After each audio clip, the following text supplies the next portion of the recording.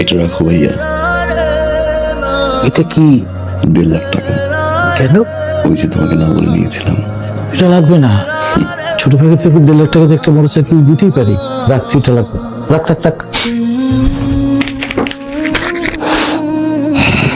Thank you ভাইয়া, thank you. তোমার কাছে এটা 1.5 লাখ টাকা হতে পারে, আমার কাছে অনেক কিছু।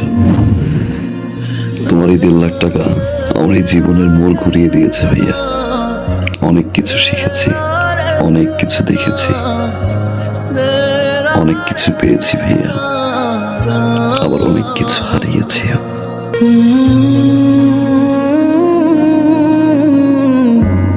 এতদিন পরে এসে আমার মনে হলো এই টাকাটা তোমাকে ফেরত দেওয়া উচিত, কারণ এই টাকাটা আমার কাছে এখন বোঝা। রাখো ভাইয়া, বাবা মায়ের জন্য দোয়া করবো। আসি ভাই। বসবি না, কিছু খাবি? যে বাসা এখন পর্যন্ত আমার বাবা মাই খেতে পারেনি, সে বাসা আমি খেয়ে কি করবো ভাইয়া?